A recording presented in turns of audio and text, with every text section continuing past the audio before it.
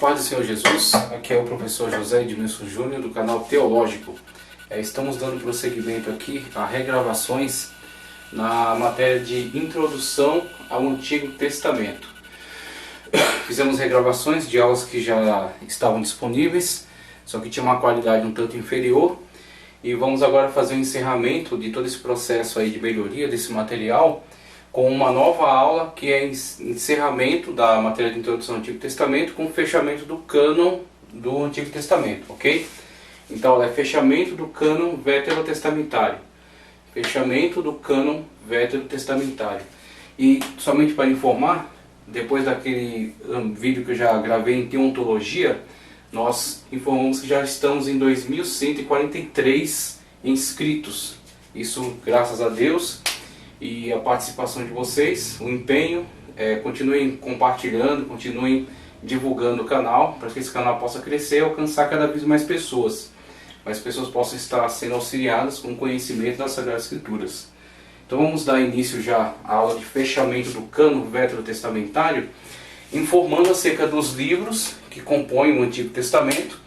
Estamos aqui adotando para esta lógica aqui da aula o cânon conforme está disposto na Bíblia hebraica, ok? Ou a chamada Tanakh, tá? Então temos aqui a Tanakh, ok? A Bíblia hebraica, Torá, Nevi'im e Ketuvim. Então as três seções que se destacam aqui na Bíblia hebraica, tá? Torá, Nevi'im e Ketuvim, ok? Os escritos de Moisés, certo? Os 5 livros que compõem o Pentateuco, né? Conhecemos por Pentateuco. O Nevi'im, os profetas anteriores e posteriores, e o Ketuvim, também conhecido como os escritos, o que forma um cânon na Bíblia hebraica de 24 livros. Isso porque, não porque hajam livros a menos em relação ao nosso cânon de 39, mas sim porque eles fundem alguns livros, como por exemplo esse caso aqui. A abreviatura PM aqui é para profetas menores, ok? Profetas menores. Então nesse caso aqui, a junção de 12 livros numa coleção só. Então há 12 profetas menores aqui reunidos em um livro, contabilizados como um livro só. Há também aqui nesse caso a reunião de 2 livros, com Samuel, que no caso da nossa Bíblia está com o 1º e 2º Samuel, contabilizado como um livro só. 1º e 2º Reis, também contabilizado como um livro só, ok? E aqui temos Esdras e Neemias, que também são unificados aqui em apenas um livro. E o livro de Crônicas, contabilizado também como só um livro. Então temos aí a diferenciação de organização, né, organizacional entre os livros, e a junção de alguns livros que então redundará num cânon de 24 livros, que na verdade tem o mesmo conteúdo literário do cânon de 39 livros adotados nas Bíblias protestantes. A questão da Bíblia católica é que inclui alguns livros deuterocanônicos, ok? Então o Concílio de Trento canonizou alguns livros que sempre foram considerados apócrifos, inclusive por Jerônimo, que foi o tradutor da Vulgata Latina. Então temos aí essa questão, né, que está relacionada aí ao campo amplo da Reforma. Então, olhando para esse cânon, eu vou trazer primeiro um esclarecimento básico em relação àquilo que colocamos aqui no quadro, e depois eu quero trazer a contribuição de muitos autores importantes que nos fazem entender melhor qual foi o processo histórico por meio do qual foi surgindo a canonização e a construção desse grande conjunto de livros, que será a base, então, para a pregação, para o ensino, tá certo? Como todo subsídio que será aproveitado no Novo Testamento. Então você vai ver o Novo Testamento aproveitando-se aqui, inclusive citação que demonstra ser devidamente conhecida já a tríplice divisão do cânon veterotestamentário e a utilização de todo o cânon, inclusive a constatação da autoridade de todo o cânon. Quando Cristo cita, por exemplo, né, desde Abel, tá certo? Desde o sangue do justo Abel até o de Zacarias, se eu não me engano, tá certo? Que foi morto próximo do altar. Então ele cita um personagem de Gênesis, tá certo?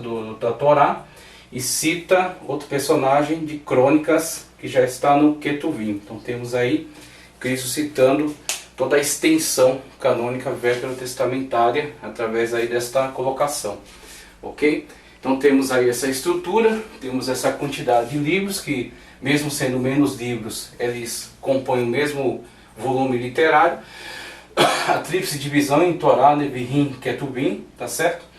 E alguns dos autores, claro que são muito mais autores, mas acho, né, não acredito não ser necessário nós nos estendemos tanto para examinar cada um desses autores. Recomendo que você adquira livros muito bons, fundamentais, como é a Bíblia através do século, tá certo? De Antônio Gilberto, editora CPAD, a história e formação do livro dos livros.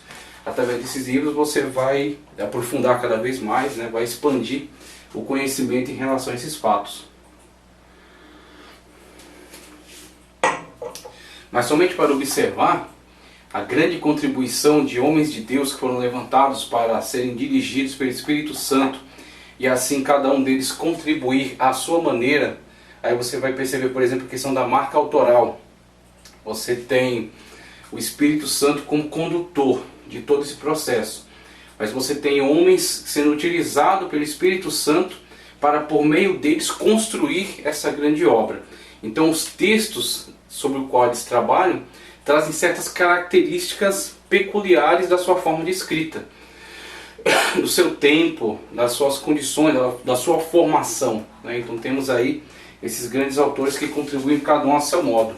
Então temos aí, a partir de Moisés, em 1491 a.C., quando começa o trabalho de confecção dos livros que serão incluídos como a Torá, que é na verdade a principal estrutura canônica do Antigo Testamento, porque é a partir dela que você vai ver o desenvolvimento de todos os demais escritos, e ela vai ser como que o cânon por excelência. Então, a palavra cânon, vara de medir. Então a medida da Torá vai ser a medida por excelência de tudo aquilo que é canônico em relação a todos os demais escritos do Antigo Testamento. Então se algum entra em conflito com termos da Torá, com leis presentes na Torá, tá certo? Com narrativas, né, colocadas ali, ele de antemão já é considerado um livro apócrifo, ele não será aceito, ele será rejeitado automaticamente. Então temos o começo dessa grande obra com Moisés. Eu trago aqui uma contribuição de Antônio Gilberto, que vai nos falar um pouco acerca desses grandes personagens ao longo da história. Primeiramente com Moisés, ele diz o seguinte: Moisés, cerca de 1491 a.C., começou a escrever o Pentateuco, concluindo-o por volta de 1451 a.C. Números 33, 2. Números capítulo 33, versículo 2. Mais textos relacionados com Moisés e sua escrita do Pentateuco: Êxodo 17, 14, 24, 4 e 7, 34, 27. As partes do Pentateuco anteriores a Moisés, como o relato da criação, todo o livro de Gênesis e parte de Êxodo, ele escreveu ou lançando mão de fontes existentes, ver 2:4 e também 5:1, ou por revelação divina. E aí tem a interação dessas duas possibilidades, né? Tanto a questão do aproveitamento de fontes já presentes, inclusive a crítica textual, ela desacreditava essa afirmação de que em época tão antiga na história houvesse tido início um trabalho tão extraordinário. Só que quando a arqueologia foi desenterrando textos anteriores a Moisés e que também traziam um nível excelente, um nível complexo de construção, as cartas de Tel Amarna, a lei de Ur-Namur, lei de Hammurabi, a biblioteca de Ebla, tá certo? Então, biblioteca de Mari. Então, como eles conseguiram trazer à luz esse material e traduzir o cuneiforme, traduzir o hierógrafo, né, a pedra de Roseta com Champollion, eles viram que o mundo antigo, na verdade, não era tão arcaico quanto eles entendiam.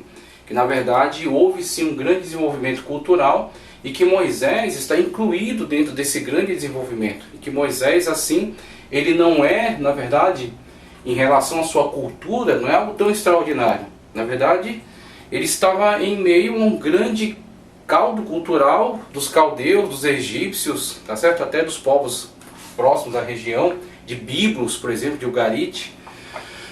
Então não era tão estranho Moisés ter toda essa habilidade, ter toda essa competência.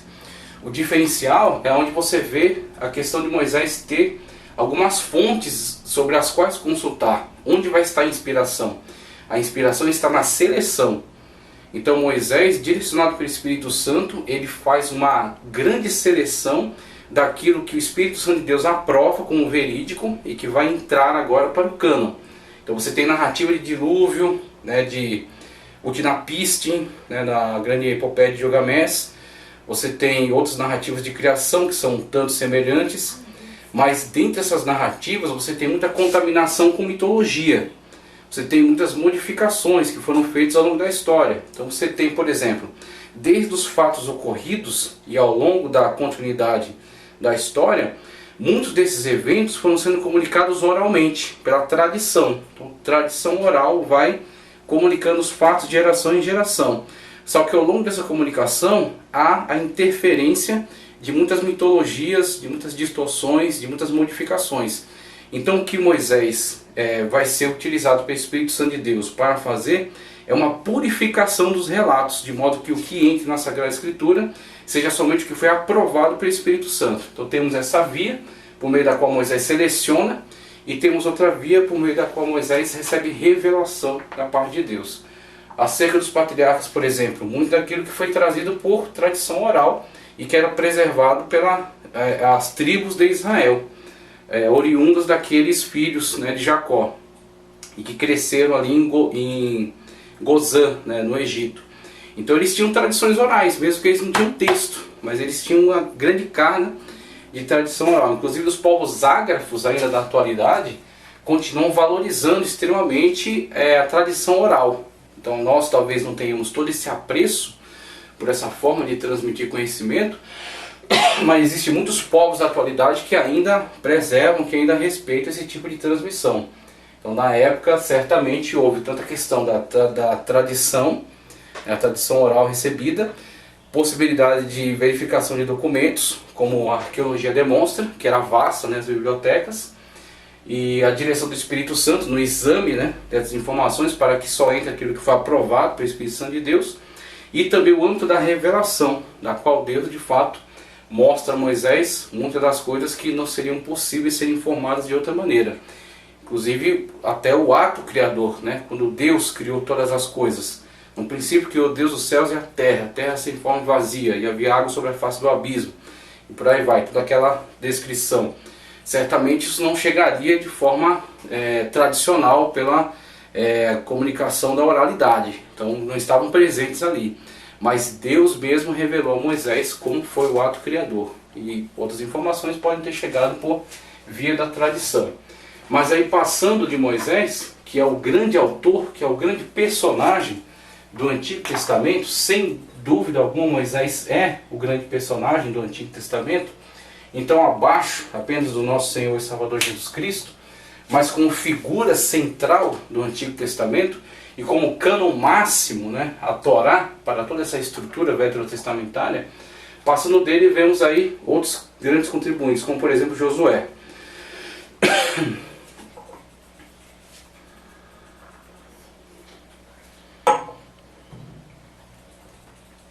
Josué, sucessor de Moisés, 1443 a.C., escreveu uma obra que colocou perante o Senhor. Josué 24, 26. Então temos aí contribuição desse grande homem que era auxiliar pessoal de Moisés, chamado Oséias na época. Depois assume como grande líder militar, né, com o nome de Josué.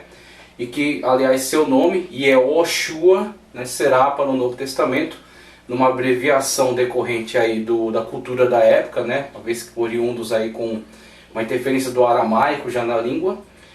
Então o nome Yeshua, que será traduzido para Iesous Christos, então será o nome do nosso Salvador conforme revelação.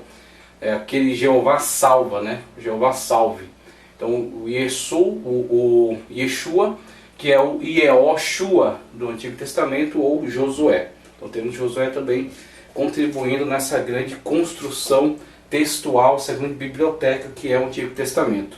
Samuel, grande profeta Samuel, fundador da escola de profetas, aquele homem que estava na transição da teocracia para a monarquia, né, uma grande referência aí no Antigo Testamento. O último juiz e também profeta do Senhor. Escreveu, pondo seus escritos perante o Senhor, conforme o primeiro livro de Samuel 10:25.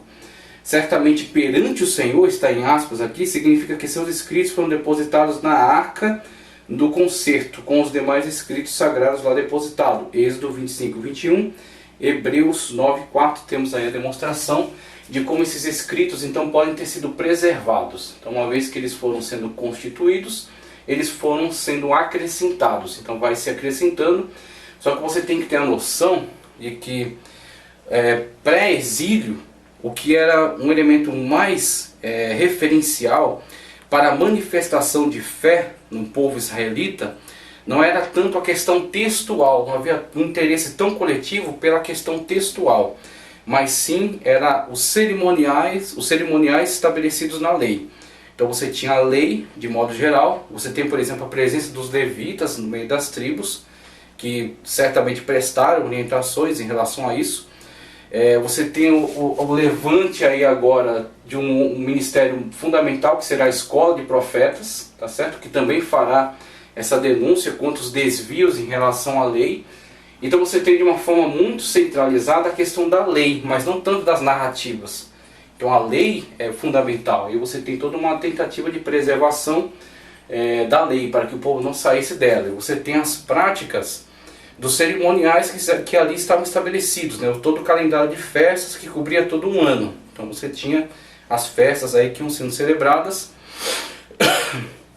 os sacrifícios que eram prestados e a manutenção da aliança, enquanto o povo não se prostituísse com a adoração de outros deuses. Aí você tem a denúncia dos profetas contra esses desvios, contra esse enfraquecimento da fé, onde quer que ele se manifestasse. Mas em relação ao texto, você não tem um interesse manifesto por parte do povo. Então o texto vai sendo produzido, você tem aí Moisés, você tem Josué, você tem Samuel, você tem outros copistas, então citam Jasher, citam livros das guerras do Senhor, citam o profeta Semaías. Então eu falei até algumas leituras aqui, que demonstrará que houveram outras contribuições que, pela análise dirigida pelo Espírito Santo de Deus, compuseram então esta coletânea e foram sendo acrescidos a estes livros que ali estavam, sendo então reservados como cânon.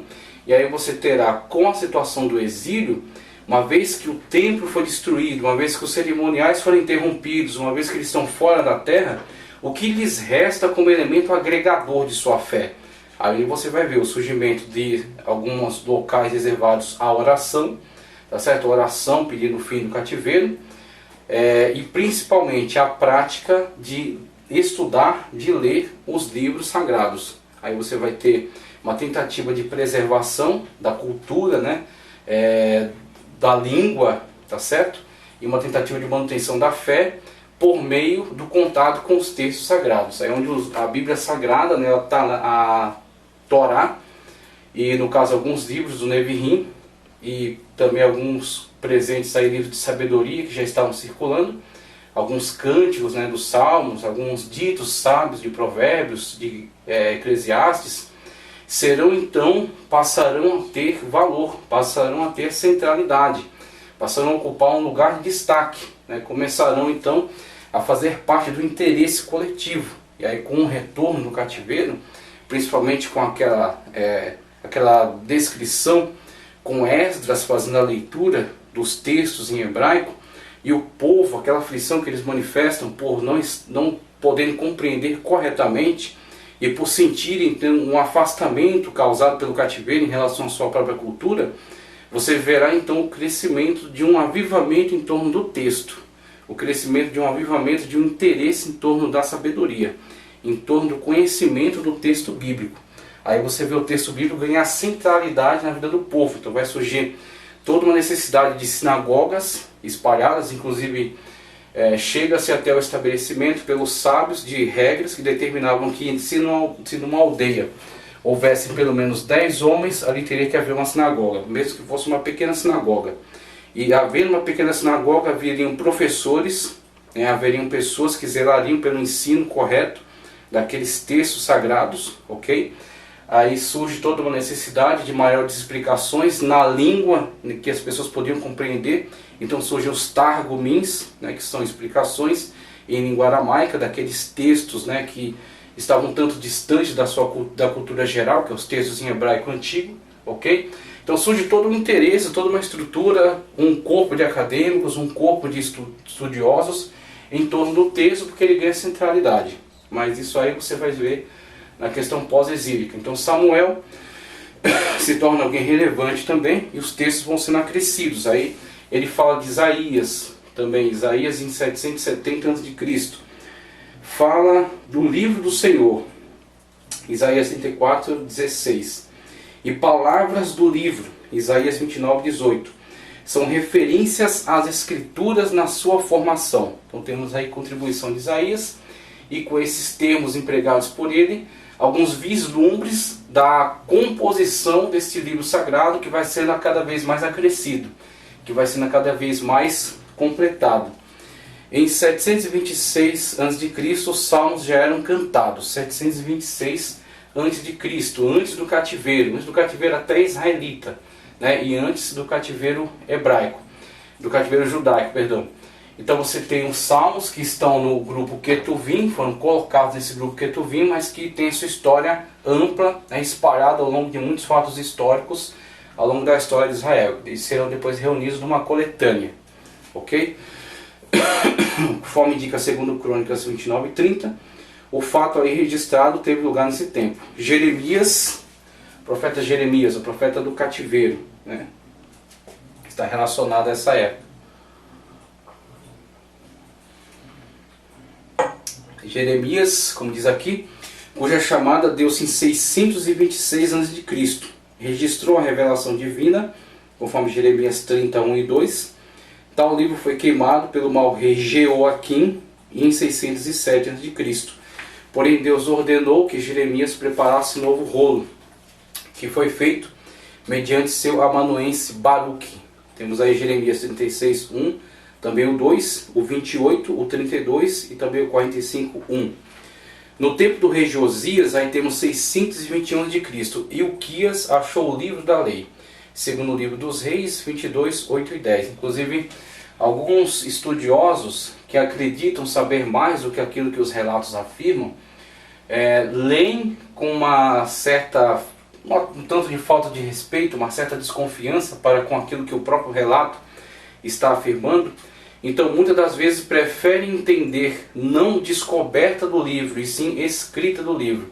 É onde surge, eu nem coloquei na nossa tela aqui, porque em outras aulas, aula de hermenêutica, por exemplo, há abordagem sobre essas teorias. As teorias documentaristas, por exemplo, que alegam que há 4 fontes, né, há quatro fontes que estão produzindo material para o Antigo Testamento, sendo a javista, a eloísta, a deuteronomista, tá certo? E a sacerdotal, ok? Javista, eloísta, deuteronomista e sacerdotal.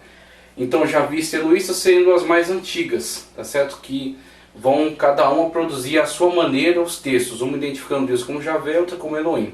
A deuteronomista seria então, nessa ocasião de Josias, não a descoberta do conjunto de textos que já haviam ali sendo preservados, mas sim a produção de uma, vamos dizer assim, a produção de um texto que fosse costurado, vamos colocar assim, pegou a tradição javista, pegou a tradição eloísta, acrescentou alguns elementos novos e costurou uma narrativa ali, unificando aquelas tradições.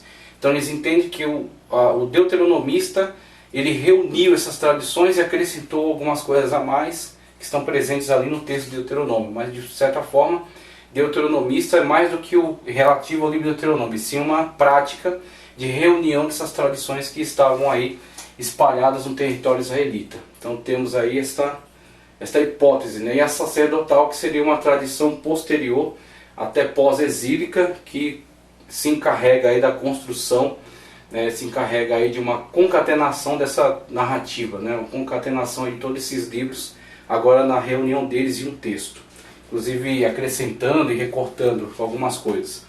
Então eles falam dessas 4 fontes. Aqui, essa teoria, na verdade, mesmo que ela tenha alguns pontos, né, que até fazem sentido, ela não é defendida numa linha tradicional. Acreditamos de fato numa construção histórica desse texto, uma reunião, um acréscimo, e com Esdras uma organização. Então Esdras acrescentou textos dele, haviam outros textos que estavam sendo produzidos e que foram acrescidos ali, desde que atendiam os critérios de canonicidade, mas que na verdade Esdras, ele reuniu, ele organizou, ele deu essa tríplice divisão para os textos, e esta organização incluindo o texto dele, ok? Ao cânone, mas não que ele tenha reescrito, não que ele tenha, vamos dizer assim, não que ele tenha mexido na estrutura interna, tá certo? Não que ele tenha assim alterado estruturas internas do texto, mas sim organizado aquilo que ele recebeu. Aí ele fala de Daniel, Josias, como já narrei. Daniel 553 a.C., refere-se aos livros, tá certo? Eram rolos sagrados da escritura de então. Zacarias 520, aí temos pós-cativeiro. Jeremias, né, na iminência aí do cativeiro. Daniel dentro do cativeiro. Zacarias pós-cativeiro, profeta pós-exílico. Declara que os profetas que o precederam falaram da parte do Espírito Santo, conforme 7:12. Não há aqui referência direta aos escritos, mas a referência, Zacarias foi o penúltimo profeta do Antigo Testamento, isto é, profeta literário. Aí temos Neemias, aí temos pós-exílio, e a organização, tá certo, de toda essa estrutura aqui. Com o Neemias temos a grande contribuição da descoberta das genealogias, o que vai ser um ponto de divisão entre aqueles que farão parte desse grande processo de reconstrução das muralhas, do templo, reestruturação da nação judaica, reinício do culto, ok? E com Esdras temos a organização literária e a questão esse ensino, né, a divulgação dessa cultura para o povo, né, a reestruturação do povo culturalmente, tá ok? Aí temos aqui a contribuição Esdras, contemporâneo de Neemias, foi hábil escriba da lei de Moisés. Aí temos Esdras 455, Neemias 455, Esdras 410. Integrante da chamada Grande Sinagoga, que depois vai dar origem ao Sinédrio, tá certo? Em 275. E também organizador então, desse texto e autor, tá certo? Da divisão, a tríplice divisão em Torá, Neviim e Ketuvim. Esdras, contemporâneo de Neemias, foi hábil escriba da lei de Moisés e leu o livro do Senhor para os judeus já estabelecidos na Palestina, de regresso do cativeiro babilônico, conforme Neemias 8:1-5. Conforme segundo livro de Macabeus, o livro apócrifo. Então não tem valor canônico, mas tem um certo valor histórico. Então também não é totalmente comprovado, mas contém um certo valor histórico. Então é útil de ser analisado desse ponto de vista, do ponto de vista histórico. Segundo Macabeus e outros escritos judaicos, Esdras presidiu a chamada Grande Sinagoga, que selecionou e preservou os rolos sagrados, determinando dessa maneira o cânon das escrituras do Antigo Testamento. Ver Esdras 7, 10 e 14. Essa grande sinagoga era um conselho composto de 120 membros que se diz ter sido organizado por Neemias cerca de 410 a.C., sob a presidência de Esdras. Foi essa entidade que reorganizou a vida religiosa nacional dos repatriados e mais tarde deu origem ao Sinédrio, cerca de 275 a.C. A Esdras é atribuída a tríplice divisão do cânon já estudada. Foi nesse tempo, isto é, no tempo de Esdras, que os samaritanos foram expulsos da comunidade judaica, conforme Neemias 13, levando consigo o Pentateuco, que é até hoje a Bíblia dos samaritanos. Aí temos o Pentateuco samaritano. Vamos ver aqui algumas informações relevantes em relação ao Pentateuco samaritano. Isto prova que o Pentateuco era escrito canônico, ok? Então temos aí tantas evidências, inclusive essa, né? E a descoberta do Pentateuco samaritano, a descoberta dos manuscritos de Qumran, então demonstrando aí a historicidade de todos esses fatos, né, esses relatos em relação à construção do cânon. Então, encerrando aqui esta parte, passando aqui agora um pouco para essa estrutura aqui, para entender um pouco da dinâmica dessa construção, nós encerramos com alguns testemunhos importantes. Temos o testemunho de Filo de Alexandria, que viveu entre 30 e 70 depois de Cristo, de Joséfo, de 37 a 100 depois de Cristo, e o Concílio de Jamnia, tá certo? Que se reuniu em 90 depois de Cristo e que trata um pouco acerca também dessa questão do cânon. Com relação a Fílades, escritor de Alexandria, de 30 a 50 depois de 30 anos de Cristo a 50 depois. Possuía todo o cânon do Antigo Testamento. Então, 30 anos de Cristo, você já tem Fílon que tinha condições de possuir a Tanakh, ou seja, o cânon completo do Antigo Testamento. Em seus escritos, ele cita quase todo o Antigo Testamento. Ele faz uso, então, de quase todo o Antigo Testamento nos seus escritos. Joséfo, historiador judeu. Vou encerrar aqui esta aula com uma leitura de História dos Hebreus, uma afirmação de Joséfo em relação aos textos, tá certo? 37 a 100 depois de Cristo, contemporâneo de Paulo, diz, escrevendo aos judeus, no livro Contra Apion, nós temos apenas 22 livros, contando a história de todo o tempo. Então isso aqui, inclusive, é a citação dele. Vou mais tarde fazer essa leitura. E algo acerca do Concílio de Jamnia, em 90 depois de Cristo, em Jamnia, perto da moderna Jope, em Israel, os rabinos, num concílio sob a presidência de Johanan ben Zakkai, reconheceram, aqui é importante, veja, em Jamnia não há, vamos dizer assim, a produção nem de textos, ok? Nem dessa estrutura. Tanto os textos foram produzidos historicamente, ok? Até chegar ao texto aí de Esdras, Neemias e Esther, que são os últimos, e aí temos os profetas pós-exílicos, né, Ageu, Zacarias e Malaquias, que são os últimos escritos, encerrando essa atividade por volta de 400 a.C. Ok? Encerrando essa atividade por volta de 400 a.C. E aí, posterior a isso, você vai ter os 400 anos, chamados 400 anos de silêncio. Claro que não é exatamente, são medidas um tanto aproximadas. Então você tem aí 400 anos interbíblico, né? Então a produção foi encerrada e a estrutura também já foi dada. O que temos em Jamnia é um reconhecimento, inclusive algumas questões que são levantadas aí em relação a alguns livros, alguns textos e até alguns textos apócrifos. Veja só.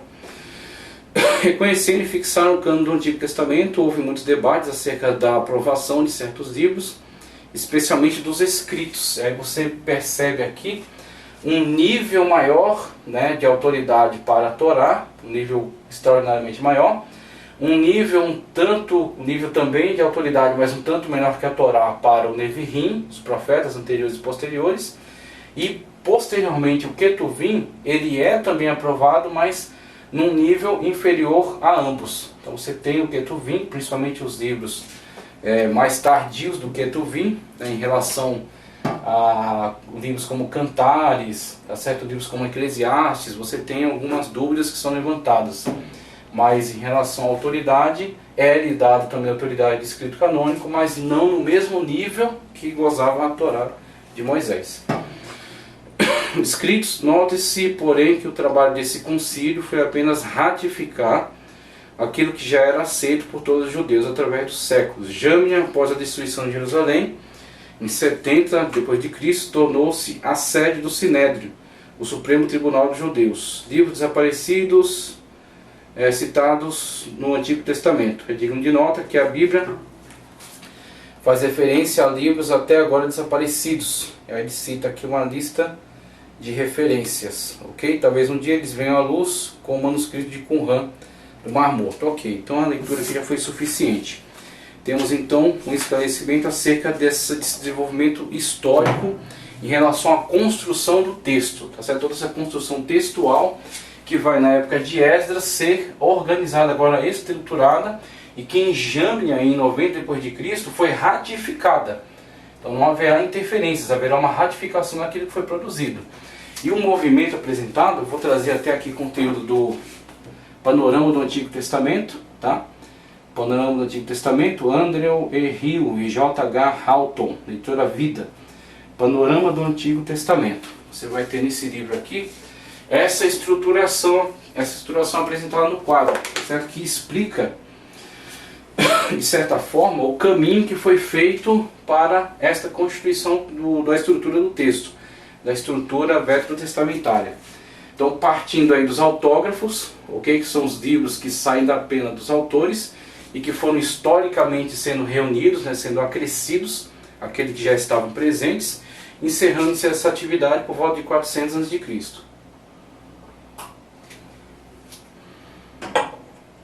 Então temos os autógrafos, só que você tem os autógrafos pós-exílicos e os anti-exílicos, né? Os anteriores ao exílio babilônico. Então você tem aqui os autógrafos, você tem a comunidade de judeus, né? A tribo de Judá e Benjamim, que em 586 será levada para o cativeiro babilônico, ok? Desde 605 começaram ali algumas investidas, né, de Babilônia contra eles, até que em 586 definitivamente são levados para o cativeiro. E aí você tem textos que são levados para a Babilônia, então textos que estão sendo escritos, ok? Que foram preservados, e que até aqueles que produziram textos antes, né, da situação do cativeiro, você tem Jeremias, né, que é aquele profeta que está profetizando a vinda de Babilônia e a questão do cativeiro. Você terá Ezequiel, o profeta Ezequiel, que já profetizará, tá certo, dentro da situação do cativeiro. Você tem os 12, ok? Dentre eles, alguns que profetizam simultaneamente a Isaías, simultaneamente a Jeremias, simultaneamente a Ezequiel, e você tem dentre os 12 profetas menores, os pós-exílicos, Ageu, Zacarias e Malaquias. Então estão dentro desse grupo aí. Então, antes de Jeremias, você vai ter toda uma coleção de livros que estavam presentes, estavam sendo preservados e que foram levados para o cativeiro e foram preservados, como o que restou de ligação à fé, tá certo, daquele povo, a cultura daquele povo. Então foram preservados entre os sacerdotes que estavam presentes ali na situação do cativeiro babilônico, ok? Você tem esses textos aí que passam a ser o elo de ligação deles com a sua fé, o elo de ligação deles com a sua religião. E aí, a partir dessas situações, você vai ter os manuscritos proto-massoréticos, então os textos dos massoretas, que serão uma importante família que se dedicará à preservação dos textos e que trabalhará em época já depois de Cristo. Então você tem, por exemplo, os importantes textos que chegavam até nós ao longo da história, eram de pelo menos o ano 1000 da era cristã, fruto dos textos dos massoretas, que eram exatamente aqueles textos onde havia a adição dos sinais diacríticos, porque a escrita hebraica é consonantal. Então você tem apenas as consoantes nas palavras, e foi posteriormente acrescido pelos massoretas os chamados sinais diacríticos, que é aqueles pontos, né, aqueles pequenos pontos colocados acima ou abaixo das palavras. Então você tem pontos, né, ponto e traço, você tem traços assim, você tem pontos em cima e embaixo, né, em cima ou embaixo das palavras, tá ok? Então você tem esses sinais diacríticos que vão sendo acrescidos aí às palavras, ok? Esses sinais, a fim de que se possa facilitar o entendimento aí daquilo que estava sendo escrito. Uma vez que a língua era consonantal, eles não tinham passado certo tempo, e devido às guerras, às perseguições, à destruição de escolas, à destruição de documentos, a intensa movimentação, mudando-se de lugares, então você tem cada vez mais dificuldades para a compreensão de uma escrita que é completamente consonantal, que para a compreensão correta dela você demanda um estudioso, alguém que possa te orientar sobre qual é a correta leitura, tá certo, daquelas consoantes. Como você pegar esses textos, você vai apagar todas as vogais dele. Então alguém que conhece o texto sabe, aqui é tal vogal, aqui é outra vogal, é um A, é um I, é um U. Mas alguém que nunca teve contato com esse texto, ele terá grande dificuldade para fazer aquela leitura. Então, é o problema que surge com a questão, né, da perseguição aos judeus, e que será resolvido pelos massoretas com o acréscimo dos sinais diacríticos.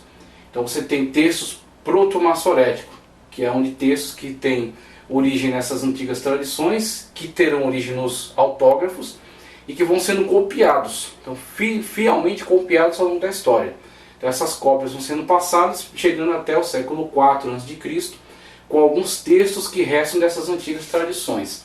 E aí você vai ter dos autógrafos até essa preservação pelos textos, né, que foram levados para a Babilônia, e você chegando ao século IV com Esdras, conforme ele diz aqui, Esdras formula a edição palestina antiga. Esdras formula a edição palestina antiga, após o retorno do exílio no século V a.C., usando o texto da Babilônia e possivelmente um texto deixado na Palestina. Então você tem textos que foram levados para a Babilônia, textos que foram encontrados ainda entre alguns que permaneceram na Palestina, contribuindo para a construção desse texto, tá certo, final, que será legado por Esdras à sua posteridade, né? Aquele texto que ajudará na constituição de todo esse cânon que está sendo por ele organizado. Então constantemente precisa ser copiado, precisa ser transmitido às próximas gerações, e Esdras se firmará então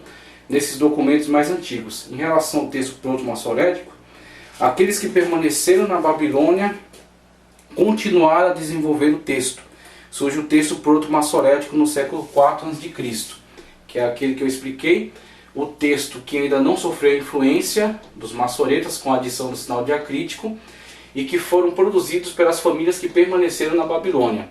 Aqui você tem os autógrafos, aqui você tem o cativeiro babilônico, aqui você tem o retorno do cativeiro com a organização de tudo isso aqui e o aproveitamento desses textos, tá certo, para a produção do texto que vai ficar para a posteridade. E aqui você tem as famílias que permaneceram na Babilônia, a continuidade da produção textual com esses textos que não sofrem influência do texto massorético, tá ok? Daqui agora, do movimento daqui para cá, você tem aqui a ascensão proto-samaritana, a recensão proto-samaritana. Desenvolve-se a partir da obra de Esdras no século IV. Então, da obra construída, né, da obra produzida, né, pelo escriba Esdras, juntamente com toda a sua equipe, de cópia dos textos, tá certo? De adaptação, muitas das vezes, dos textos que foram encontrados, que foram trazidos da Babilônia, com textos que foram encontrados na região, a produção do texto oficial, você tem a proto-samaritana, a recensão proto-samaritana desenvolve-se a partir dessa obra. Então você tem as primeiras cópias que serão, depois influenciarão de modo sério o texto samaritano, que na verdade se tornou um importante texto para verificação. Então, com o texto samaritano e como ele recorre ao idioma hebraico antigo, à escrita hebraica antiga, ele se torna um importante texto para verificação. Quando você pega o texto massorético do ano 1000 da era cristã e você consegue fazer uma comparação com o texto samaritano, que vai ter esse texto proto-samaritano, influência direta do texto produzido por Esdras, e depois o texto samaritano definitivo, que vai aproveitar, tá certo, de todas as influências, inclusive da Septuaginta. Vai sofrer influência também da Septuaginta na sua produção. Então o texto samaritano é importante para você fazer uma ponte direta com o texto com que Esdras teve contato, ok? Com o texto direto que foi observado, foi construído por Esdras. Aqui nessa parte da tradição, nessa parte aqui dessa construção histórica, temos o seguinte: aqueles que foram ao Egito desenvolveram o texto palestino antigo. Aqueles que foram ao Egito desenvolveram o texto palestino antigo.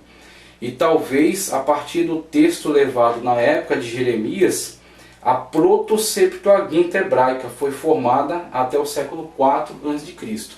Qual é a situação? Aqui, ó. Autógrafos, cativeiro babilônico, aqueles que permaneceram na Babilônia. Retorno da Babilônia, aproveitamento de alguns textos de lá, aproveitamento de alguns textos que já estavam presentes, a construção de Esdras, tá certo? De todo este cânon aí, organizando e dando essa tríplice divisão.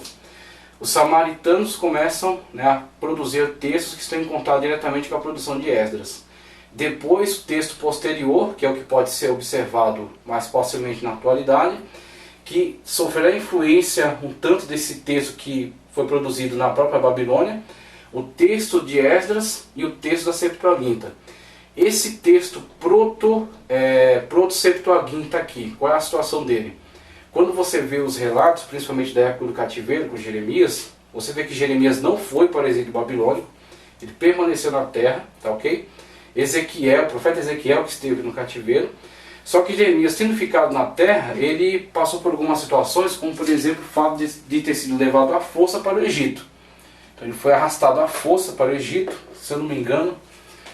O camarada que fez lá uma revolta contra Jeremias, ok? Não me recordo agora o nome dele.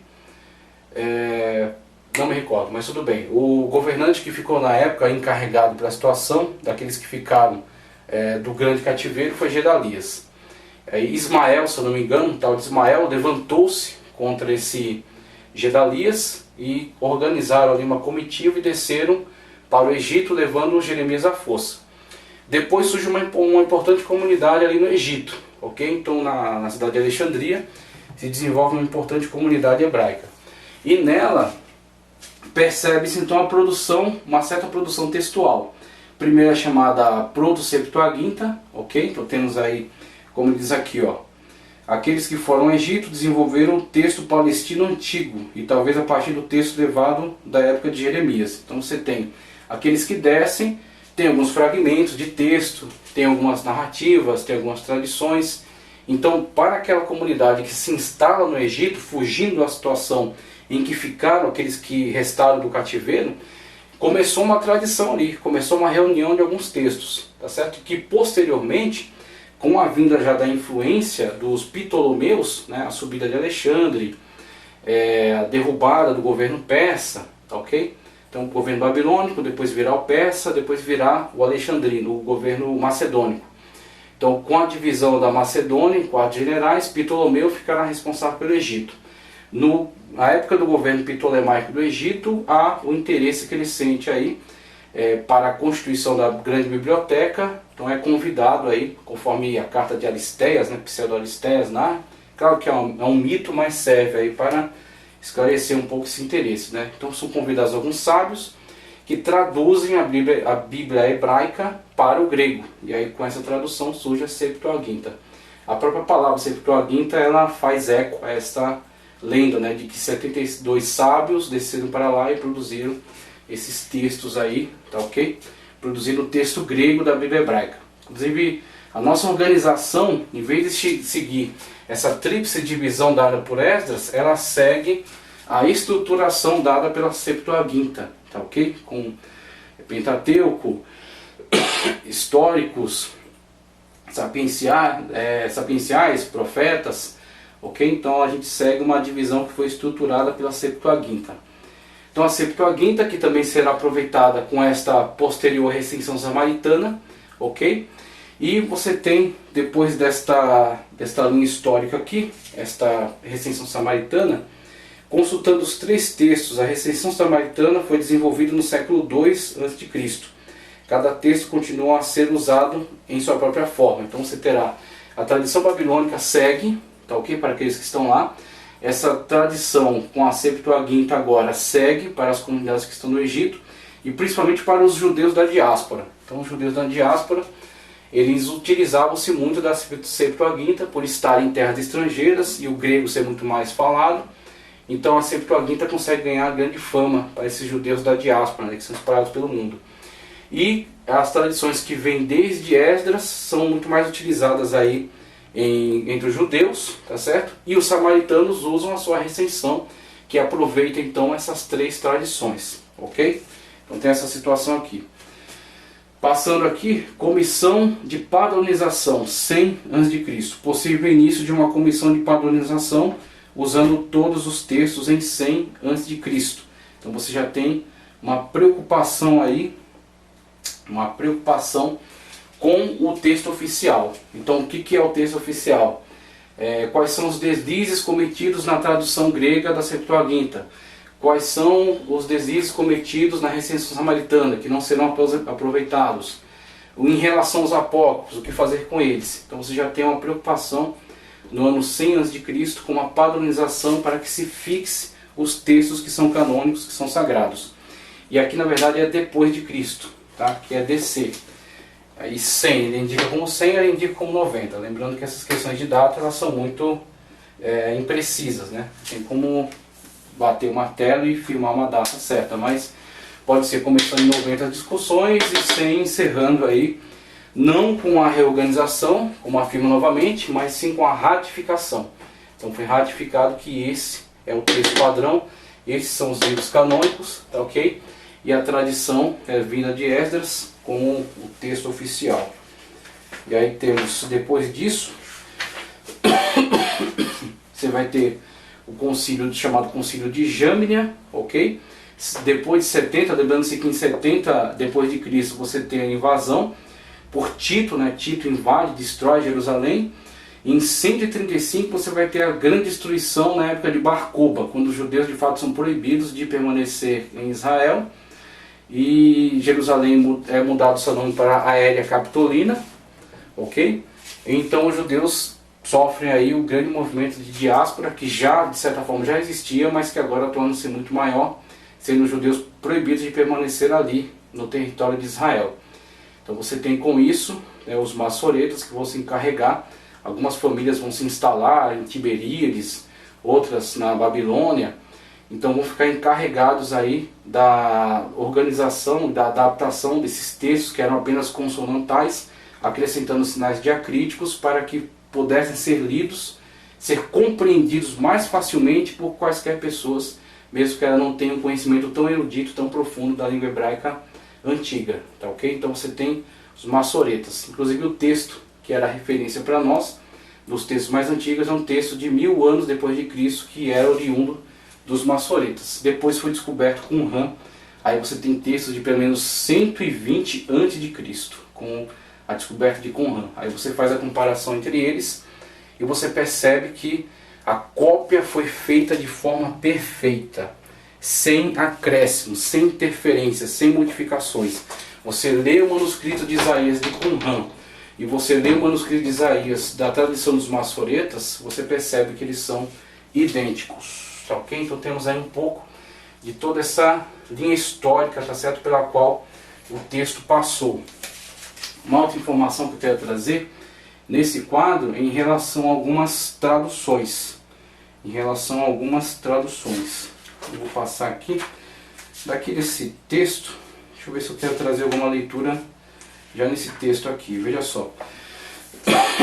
Texto e versões do Antigo Testamento, vou trazer esse acréscimo aqui. A aula vai ficar um tanto grande, mas acredito que é proveitoso aí para nosso entendimento. Texto e versões do Antigo Testamento, aí temos a página 425, que diz: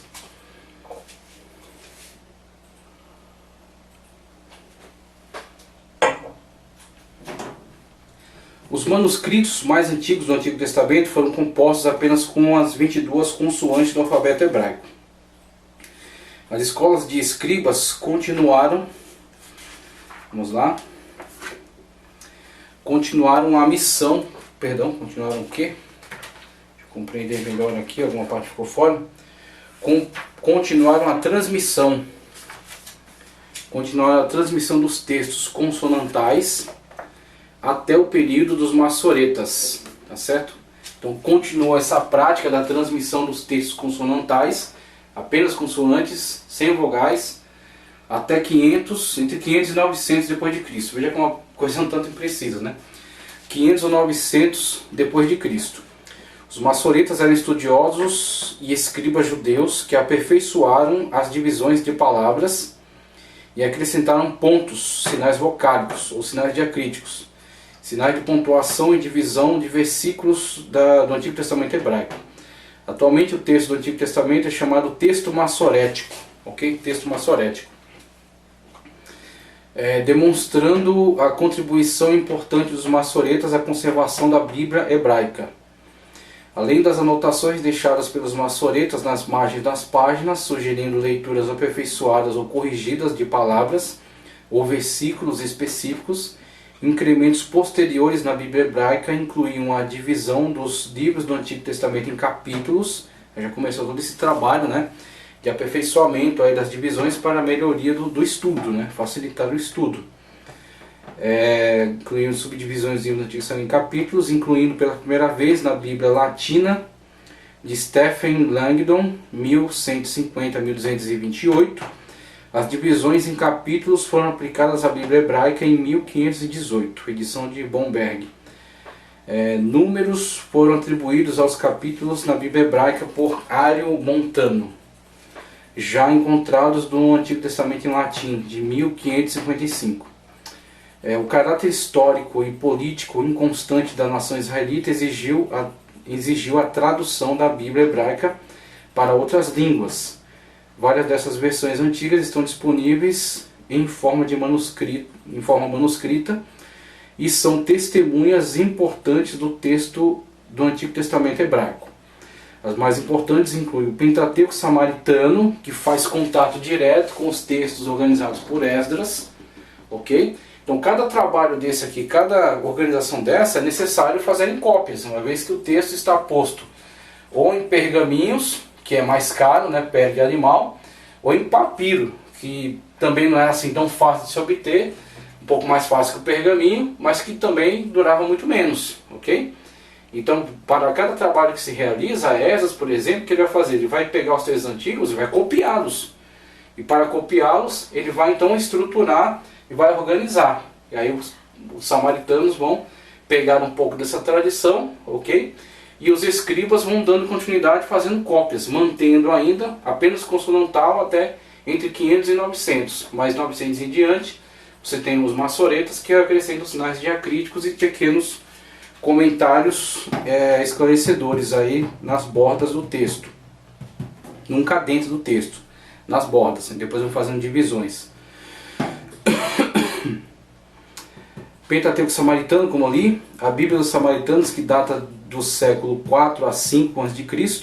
Então vê que é um importante elemento, é um importante material paleográfico, né? Importante material paleográfico para você fazer a comparação. Vamos ver aqui, Samaritano, a Bíblia dos Samaritanos, tal. Os Targums, a gente vai falar um pouco melhor sobre eles. Os Targums aramaicos, paráfrases pré-cristãs do Antigo Testamento em aramaico. A língua franca do período babilônico e início do persa, conforme Neemias 8:8.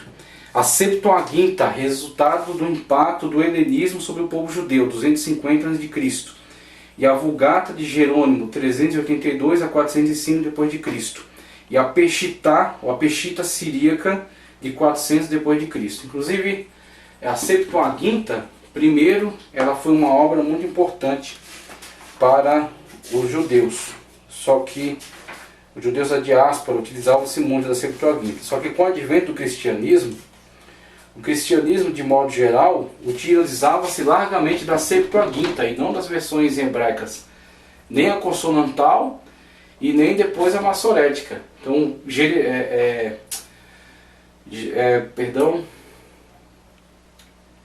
da Vulgata, o tradutor da Vulgata, Jerônimo, né, devido ao seu grande empenho ao fazer a tradução para a Vulgata, ele recorre à leitura da Septuaginta e recorre também aos antigos textos da Bíblia hebraica. Inclusive estuda hebraico para poder compreender e fazer a tradução para o latim. Mas geralmente os cristãos utilizavam-se somente da Septuaginta, ok?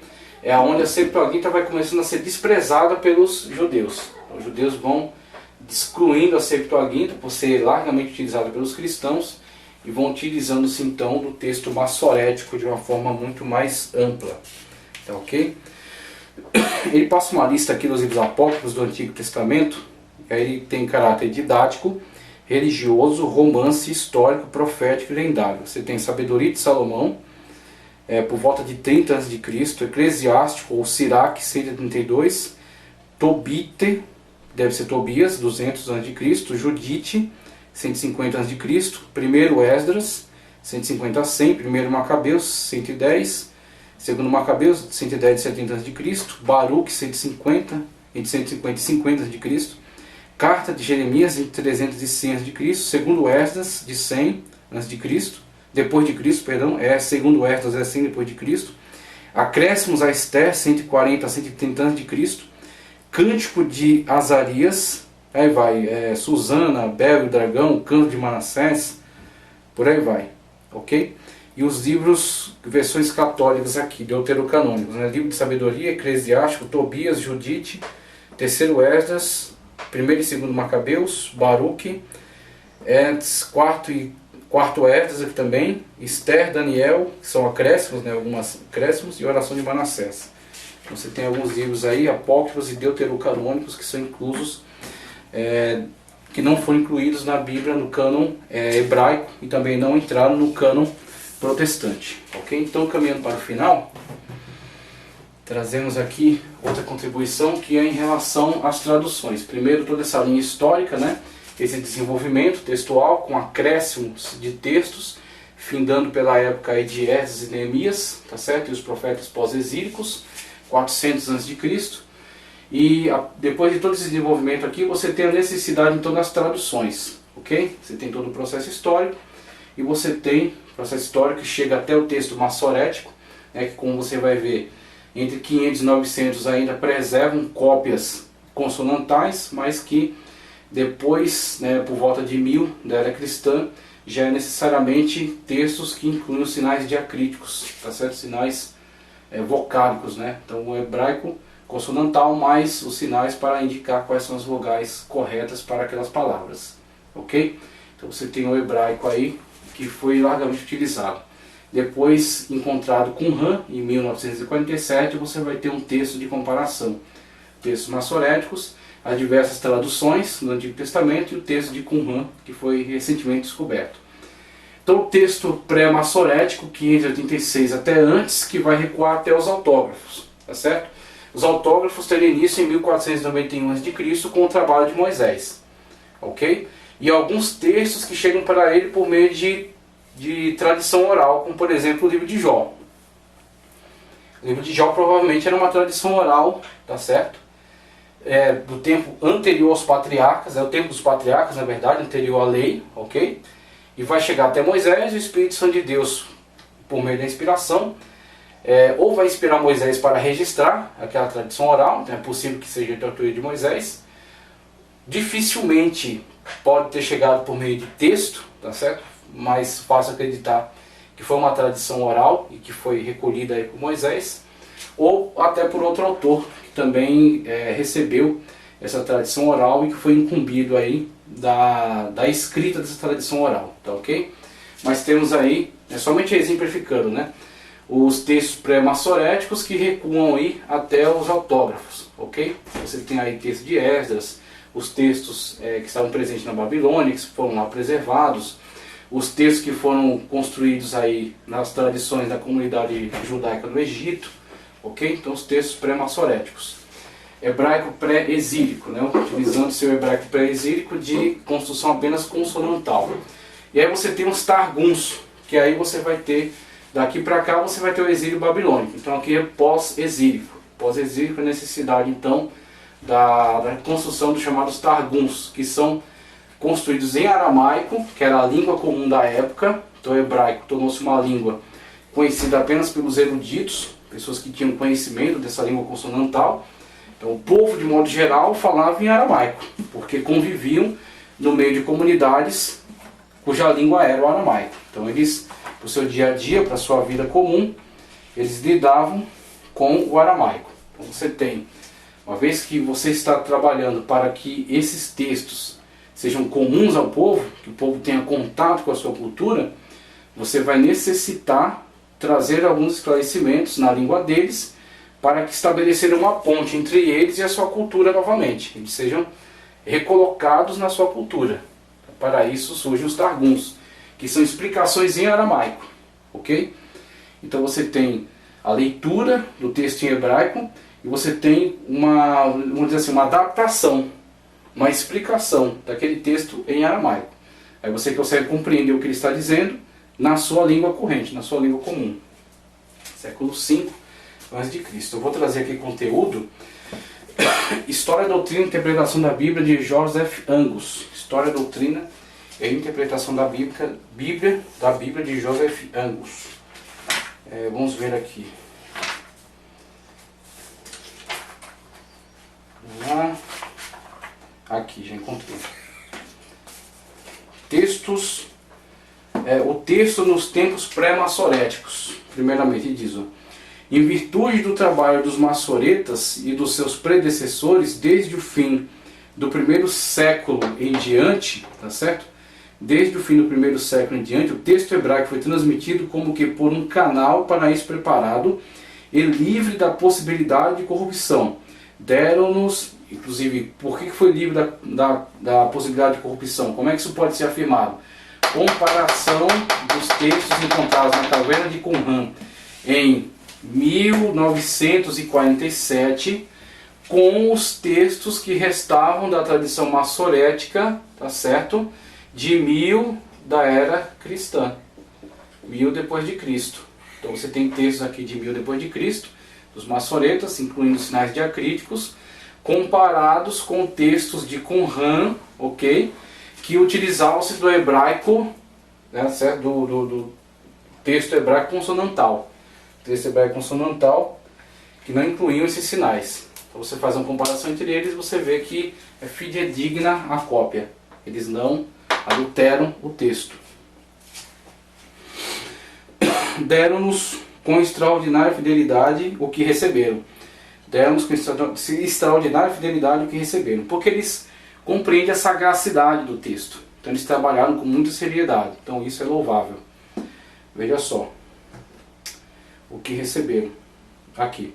Resta saber se o mesmo processo de fiel preservação e reprodução foi seguido nos tempos anti-apostólicos até Esdras e antes deste. Certamente não foi assim e nós, no que respeita à pureza do texto hebraico, dependemos da perícia e escrúpulo com que foi determinado o texto maçorético e transmitido às gerações seguintes. Boa prova de fidelidade nos dão as versões que indicam mais ou menos precisamente o texto hebraico da época em que foram feitas, ok? Então temos aí, claro, com algumas traduções você tem alguns problemas. Então a estrutura linguística muito diferente da estrutura original daquele texto. Aí você vai ter algumas traduções que não vão conseguir comunicar aquela ideia de uma forma tão perfeita, né? Mas você pode recorrer às comparações. Você compara uma Septuaginta com uma Torá samaritana, você compara com uma Tanakh massorética, tá certo? Você compara com os textos que ficaram daquilo que foi descoberto em Qumran, aí você vai vendo aonde houveram falhas, traduções que não foram tão bem feitas, ok? Você vai descobrindo então e você vai eliminando estes equívocos. Targum. Entre as versões deve-se colocar em primeiro lugar os Targuns.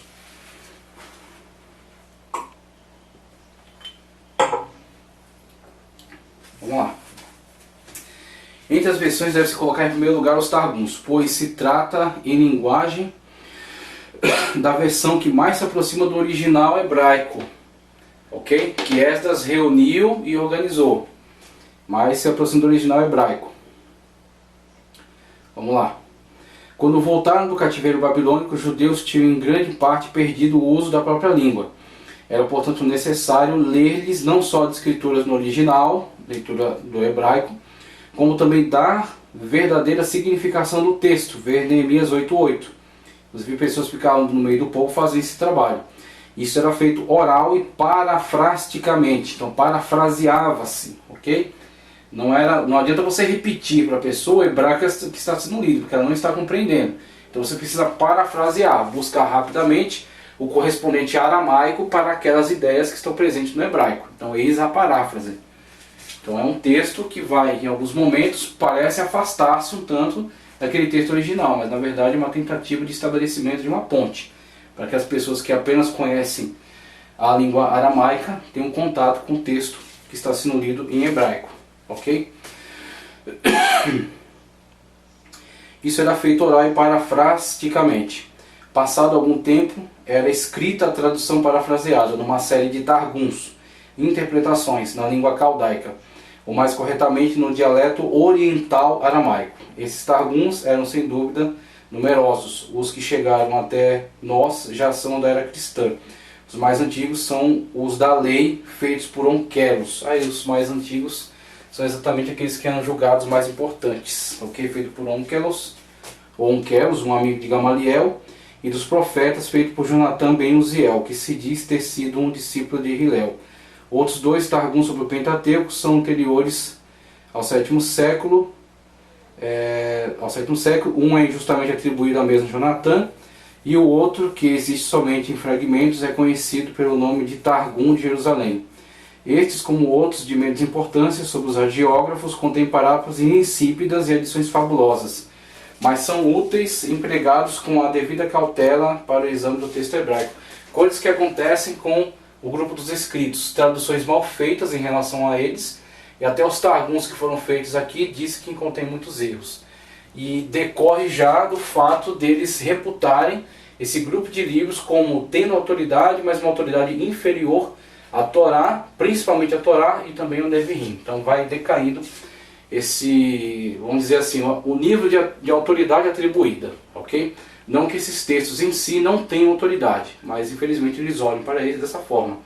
Tanto que você vê Daniel, que está aqui, que traz revelações extraordinárias em relação a todo o período aí da vinda do Senhor Jesus Cristo, do seu sacrifício, da 70ª semana de Daniel, só que ele não é levado com toda a seriedade que deveria ser, exatamente por ele estar enquadrado, né?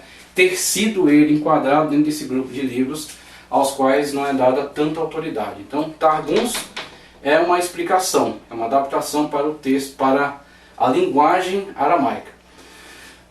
Pentateuco Samaritano, como esclarece aqui, este livro escrito num dialeto da mesma família da língua hebraica e com caracteres do antigo hebraico, é Pentateuco Samaritano, ele atribui o século IV, da era cristã. É mais uma revisão do que uma tradução do texto hebraico. Eusébio e Cirilo fizeram referências a cópias, mas por muito tempo se julgou que tudo tinha perecido. Todavia, no princípio do século XVII, foi enviada uma cópia de Constantinopla para Paris. Depois disso, Usher achou 6 cópias. Kennicott chegou a cotejar 16. Kennicott, muitos críticos que se seguiram, consideram muito provável que aquela revisão tivesse sido levada para o reino de Israel por ocasião da separação das 10 tribos. Se fosse possível sustentar isso, teríamos uma prova evidente da antiguidade do Pentateuco.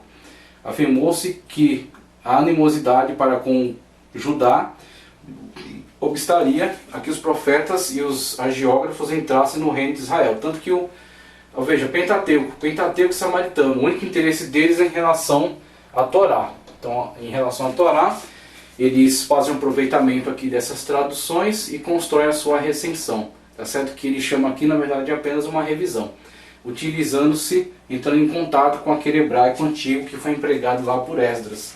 Então é um texto útil para fazer esta comparação entre eles.